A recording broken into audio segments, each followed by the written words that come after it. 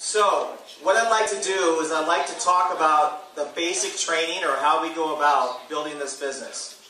Now, understand that this business is brand new for pretty much everybody who comes into it. So, the majority of people have no experience in this industry whatsoever.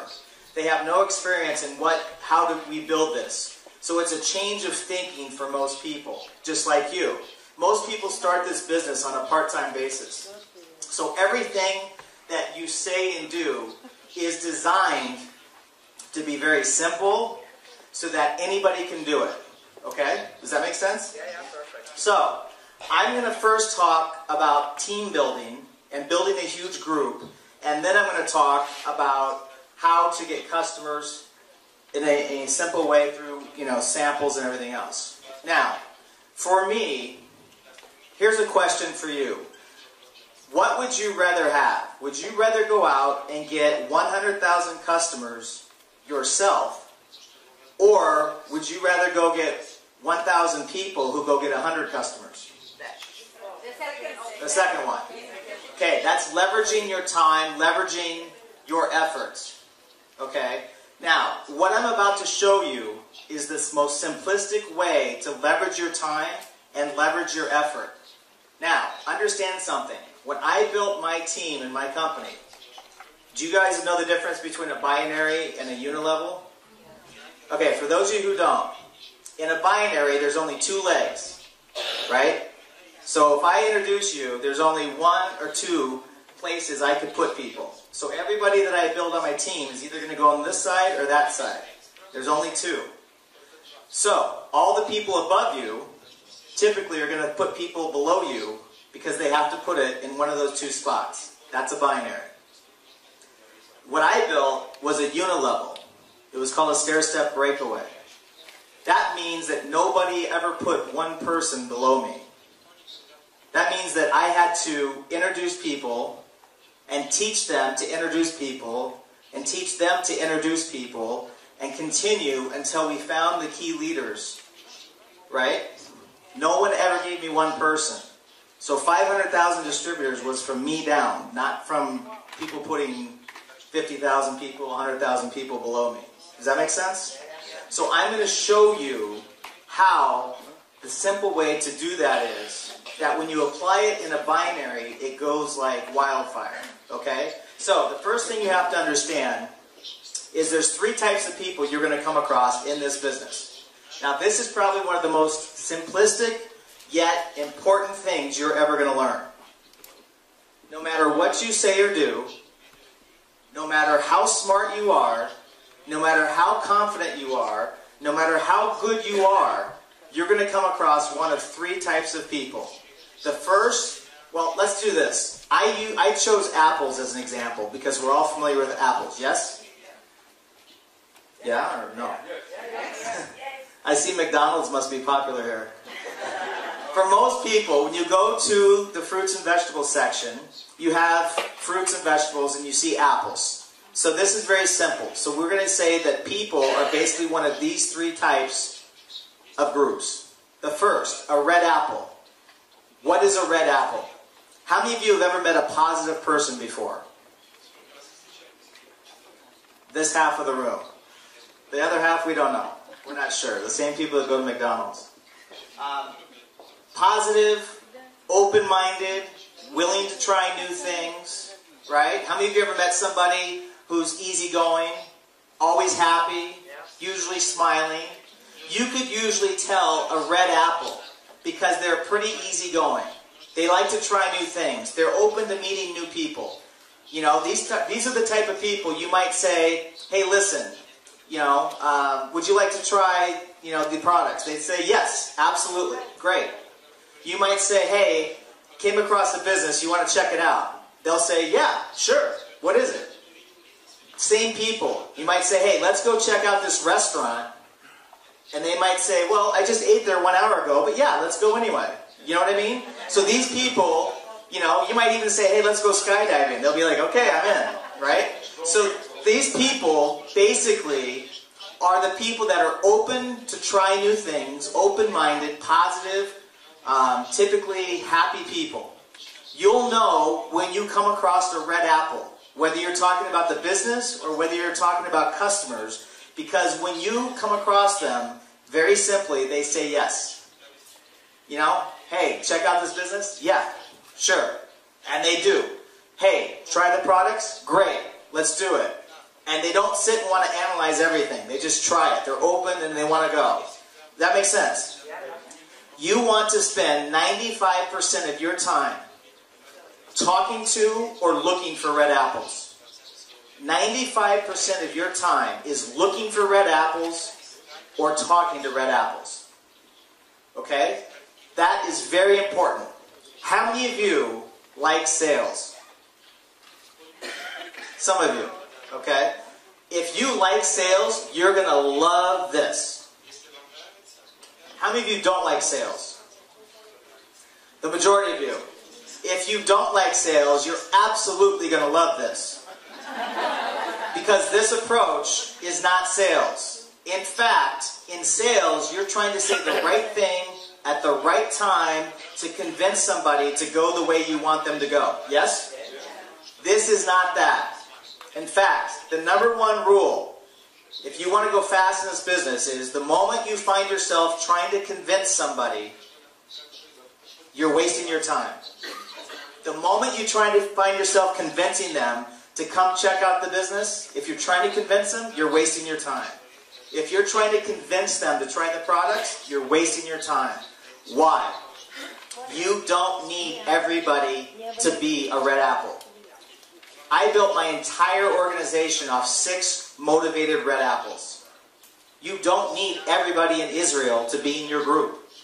You don't need everybody in Europe to be in your group. You don't need everyone in the world to be in your group.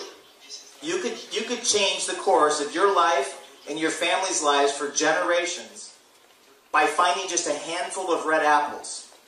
So you want to spend 95% of your time only talking to red apples or working with red apples, looking for red apples. How many of you like the idea of only talking to people who say yes?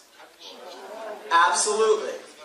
The other thing is people don't like to be sold. How many of you have noticed I'm this way? I mean, I've been in sales my whole life, but what I felt made me good at sales was I never tried to sell anybody. Like when I would walk into a clothing store and the first thing the salesperson says is, you know, can I help you? Right away I'd say no. Nope, I'm just looking, thanks. Now, the smart people that sold me things in the past, when I walked in, whether it was to buy a car or clothes or whatever, they wouldn't say anything to me. They'd just say hi. And then they'd go over to the side and just let me be. And then I would come over 2 minutes later with some questions, and then they'd end up selling me. Does that make sense? So when you come at somebody and you're trying to convince them, people's natural reaction is to put up their defense and say, no, I'm not interested. That's their natural reaction. So if you come at people in a sales approach, it won't work. You have to come at it with the attitude that you don't care whether they're interested or not. And quite frankly, you don't care if they're interested or not. You don't need a whole army of red apples. You only need a few. And then those few will tell a few, who tell a few, who tell a few. So, you want to focus on looking for red apples. Also, as a side note, there's a part of your brain, I'm getting a little bit into leadership here, but there's a part of your brain called a reticular activator. It's in the primitive part of your brain. And what it does is it looks for and finds the things you're thinking about. For example, how many of you ever decided at some point in your life that you wanted a new car, right? And you thought about that car, and the moment you made a decision that you wanted that car, you started to see that car everywhere on the streets. Right? That's the part of your brain. That car was always there. It was always in the neighborhood. You just didn't see it because you weren't looking for it. So you want to get focused on looking for red apples only. Looking for red apples who want to say yes. Yes to the business. Yes to the products. Yes. That's it. You start looking for red apples, you will find your red apples because they're everywhere. If you're not looking for red apples and you're just looking for anybody, you'll find just anybody. Does that make sense? Second group of people, green apples. Now, a green apple, you'll know right away because they're kind of in the middle. Let's pretend we want red apples and we have green apples. That means they're not quite ready yet. They're kind of in between. You'll know a green apple because they have lots of questions. How many of you have met a green apple before? I think all of us have, right? Now, these people have questions. It's okay if they're a green apple. It's okay if they have questions. That's fine.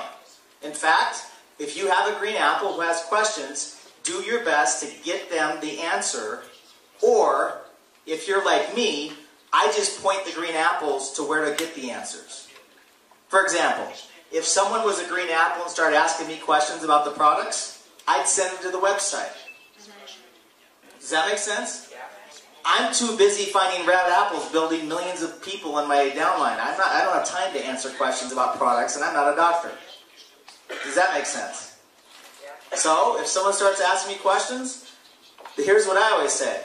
You know what? Good question. I don't know the answer. Why don't you go to the website, check it out, and if you still don't have your answer, come back and let me know. If they come back to me, then I tell them about a little thing called Google. Right? If they still don't have the answer, then I'm going to have them call the company and get the answer. Does that make sense? I'm not Dr. Anzelot. I'm not a doctor. I'm too busy building my team. I don't have to have all the answers. While you're trying to mess around with green apples, trying to answer everything and sound sophisticated, I'll build another 100,000 people. No questions. You can ask me at the end. So, does that make sense to everybody? So, with green apples, it's okay. If they're a green apple, no problem. Just literally get them the answer or point them in the direction of getting the answer. Now, the second type of person you will come across is what's called a smart green apple.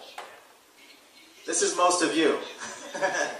A smart green apple is somebody that feels they have to know everything, right? They have to know everything. In fact, how many of you have ever met somebody that loves to know everything about everything? Right? We all have.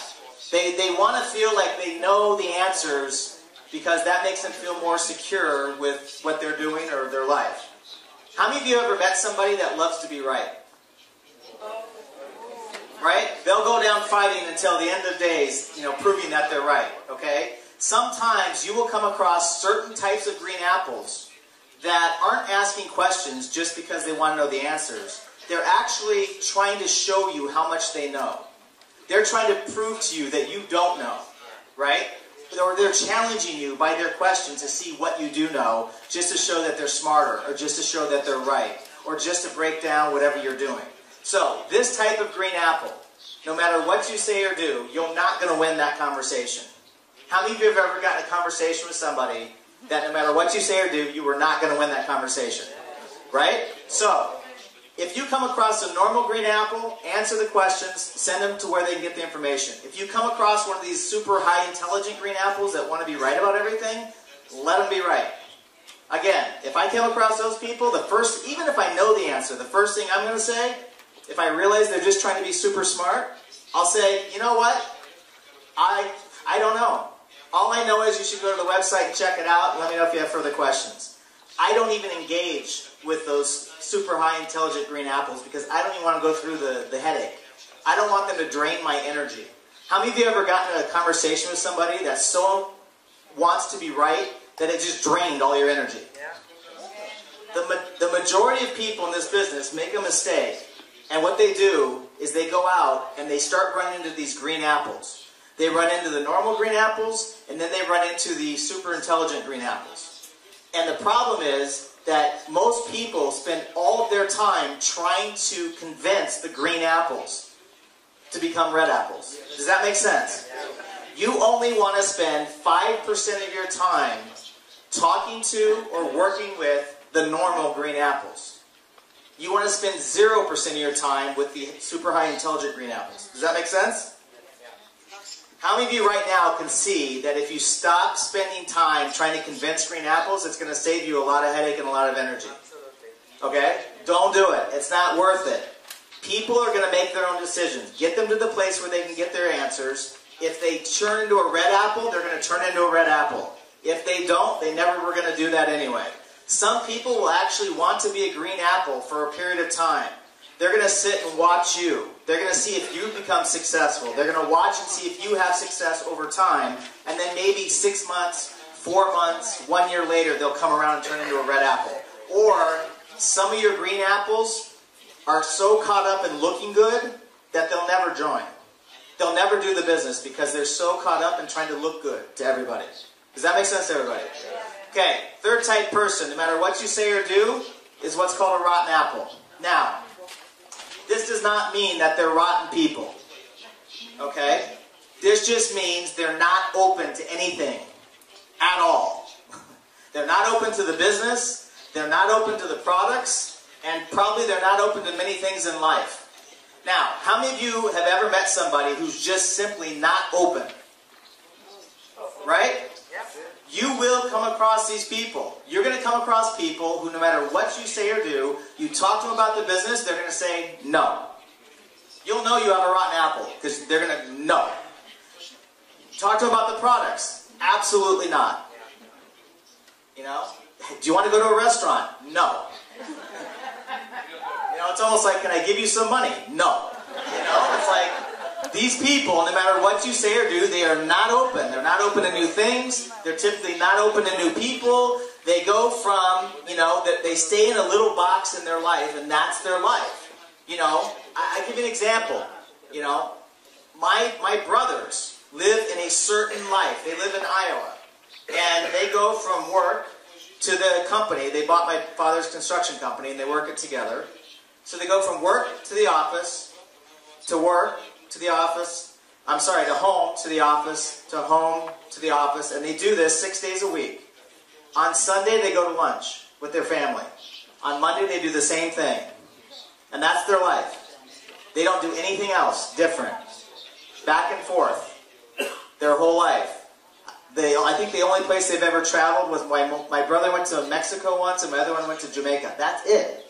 They have no life outside of their routine. So if you talk to them about something new that's outside of that routine, outside of that box, they're not open to it. They're just not going to be open because it's something they don't know, and they're not the type of personality that wants to try something they don't know. Does that make sense to everybody? So, when you come across a rotten apple, very simply, you do two things. Okay? If they're not open to the business, then you ask them to do you a favor and try the products.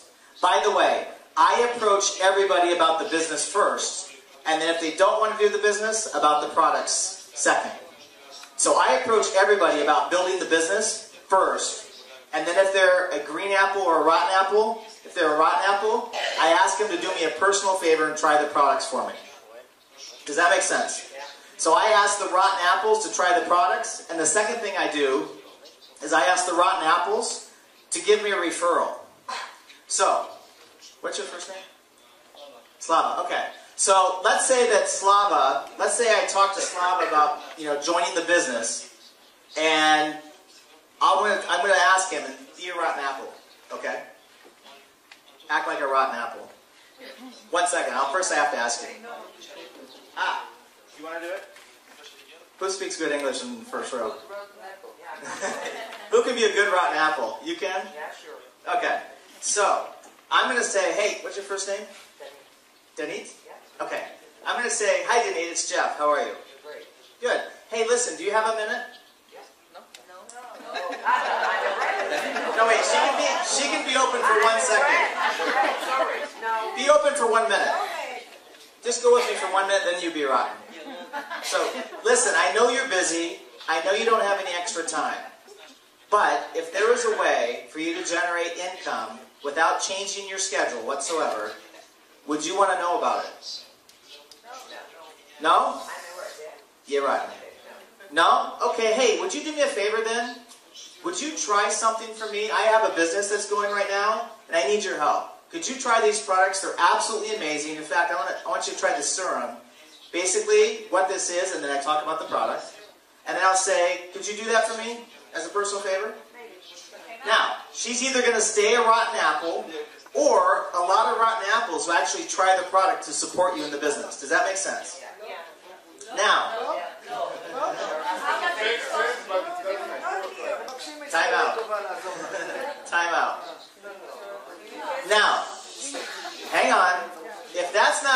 for you, then they're not being red apples. They're just saying no, okay? And you can't change that.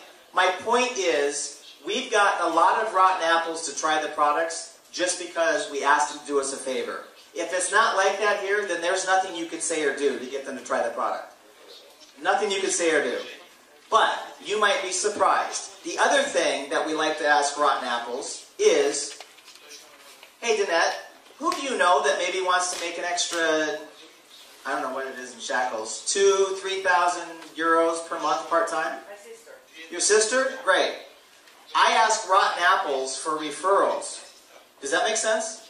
To who she knows that may be interested, and I usually give a figure that's normal, like 2,000 or 3,000 euro, I don't know how many shekels that is, right? And I'll say, who do you know that would want to make that part-time?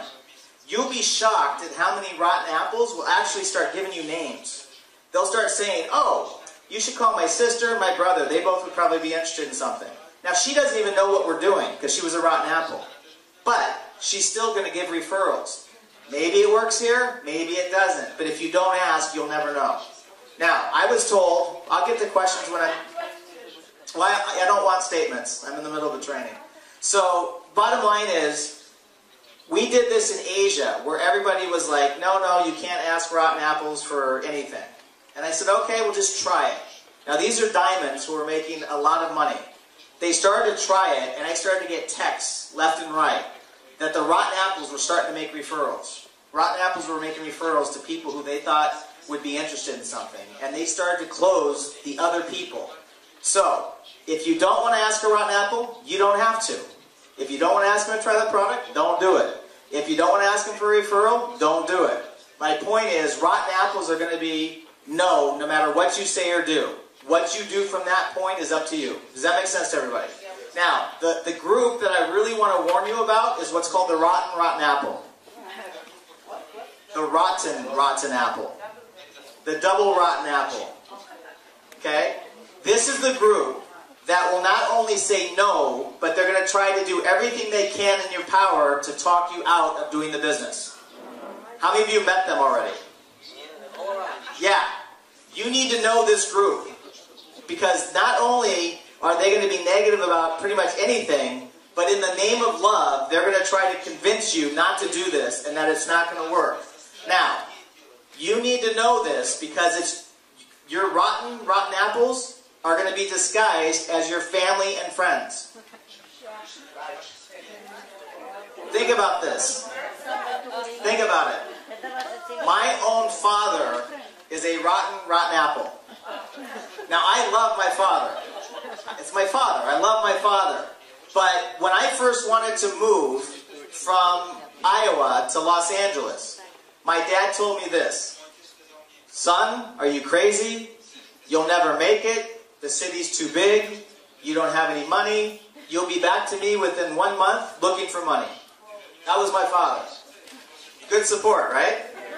So I went to Los Angeles. I got a job in one company. It's my only corporate situation. And in less than 2 years, I doubled my company's sales.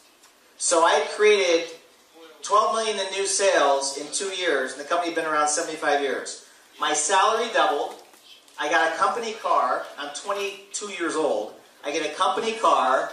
I get a mobile phone. Do you guys remember the mobile phones that came in the case? I thought I was cool with the mobile phone, you know, walking with the case, right? So my life looked really great. So my dad, you know, and I had insurance from the company.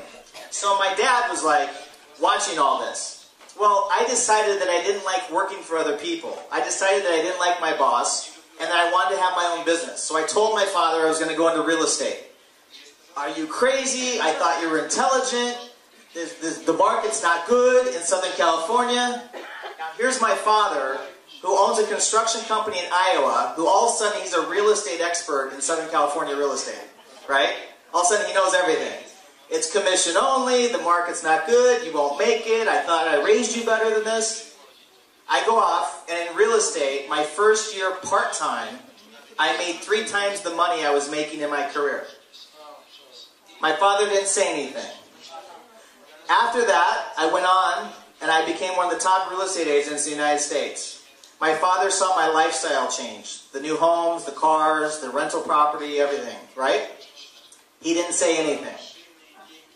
About 2 years later, he said, "Son, I'm glad you listened to me about real estate." And I'm sitting there thinking, you know, you're the one, I didn't say it, but I'm thinking, you're the one that tried to talk me out of it. I just smiled and said, you know, I'm really happy that I had the opportunity, right? So, when I told my father that I wanted to go in, I was going to start a new business in networking part-time, oh my gosh, I thought you were the smart one. You don't know anything, you have a great situation, you're making more money than you've ever made in your life, you have this amazing lifestyle, you have the freedom, you have this, you have that. I went off and I started to do it anyway. My father and my brothers spent the next 19 months trying to convince me not to do the business. It got to the point where I told them that if they wanted to keep talking to me about business, I wasn't going to talk to them. Talk to me about sports, talk to me about life, talk to me, teach me something, but I don't want to talk about business. How many of you have had this experience before? You know what's funny? The day that I hit the top position in that company, right, there was an event in Los Angeles, and there was 10,000 people coming, and I was getting the award for being the top person. And my mother and my sister flew out, but my 2 brothers and my father refused to fly out. They didn't even come to support it. Why? Because they couldn't be wrong. Does that make sense? They were so attached to being right that they couldn't acknowledge what I'd achieved. Now, they've been like that my whole life. Finally, last year at Thanksgiving time, which is the Thanksgiving in America, my little brother called me. He said, and this is after 20 years, he said, "Do you know why Dad and Scott and I give you a hard time with everything?" And I said, "Yeah." He goes, "Well, I'm going to tell you anyway." He said, "We give you a hard time because I hate my life." He said, "I go from my home to my work. I don't like what I'm doing. I don't like construction. I wish I could do something else, but I don't know how to get out of it." He goes, "And everything you ever done, if you felt like doing it, you went and did it. If you felt like giving it a shot, you went for it. I didn't. I had too much fear." He goes, "So we give you a hard time because every time you go do something, we know you're going to be successful, and it makes us feel small." Does that make sense? So, if people are rotten apples, it's okay. No means no, not right now. Some of your rotten apples will come around later. Maybe they'll be a customer later. Maybe they'll be a representative later. It doesn't matter. You don't need them right now. It's okay. Let them be. Don't try to convince them. Don't try to convert them. Just say, "Okay, thank you." Make sense? The rotten apples, when you come across them, there's a million reasons why somebody's going to do this. But most of the time, people in the name of love will try to talk you out of things. How many of you have ever been in a situation where you were really excited about something in your life, you went to your family and friends, and they were the first ones to shoot you down? Yeah? So, be prepared, and every new person has to understand, this is completely normal. This is how it is in life. It's not just Jeunesse. See, most people make the misunderstanding when they come across a rotten apple, they think it's because of them. They think that if they have a rotten apple that they can't do the business, or it's not going to work for them, or they said something wrong. You didn't say anything wrong. It's just the way life is. It happens every day, every time. Does that make sense? Okay, now, you're going to go through, because of these 3 types of people, first of all, how many of you ever had a good day with people? Like, you enjoy people. How many of you ever had a day where you enjoy people? Okay, how many of you ever had a day where people drive you crazy? Right? How many of you ever had a good day at work? How many of you ever had a day where work, you wish you weren't there? Right? How many of you ever had a good day in a relationship? Half. How many of you ever had a challenging day in a relationship? Most of us, right? This is life. You're going to go through what's called the emotional roller coaster. You're going to have days that are really, really good. You're going to have days that are really, really challenging. You're going to have days where things just seem like they're just taking off for you, and you're going to have days where you want to pull your hair out because you can't understand and you're frustrated. This is the emotional roller coaster of life. you will go through the same thing in Jeunesse. You're going to have great days where you come across red apples and you're thinking, this is the best business ever. You're going to have days when you come across some rotten apples that just drain your energy, and you're going to think, what am I doing? How many of you have already seen this experience? Yes? The emotional roller coaster. This is perfectly normal. Every single person's going to go through this. This is every single person, and you're going to continue to go through it throughout your career in Jeunesse, and you're going to continue to go through it throughout life. It does not change. This is life, because we're dealing and interacting with life. Life gives us challenges, life gives us beauty, life gives us everything. You'll have the full spectrum. The key is to have long-term thinking. See, you have to make a decision from the moment you start that you're not going to stop until you get to where you're going. If your goal is 1,000 euros per month, let's say, I don't know how many shekels this is. Sorry, I don't know the conversion. 5,000 shekels per month? Great. You're not going to stop until you hit 5,000 shekels per month. If your goal is 10,000 shekels per month, you're not going to stop no matter how many good days or how many bad days until you hit 10,000 per month. If it's 100,000 per month, you're not going to stop. You have to have long-term thinking. This is not get rich quick. This is something that you build part-time, over time, over a period of time to reach your goal. Some people go faster. Some people happen to bump into some red apples right away, and their group takes off, and they start making money right away because they happen to come across some red apples. Does that make sense? There's no rhyme or reason to it. Some people just get lucky and they come across some red apples. Other people will come across the big red apples later on. Later on, they'll come across the red apples. Does that make sense to everybody? So as this goes up, as this goes down, you have to have long-term vision on where this is going.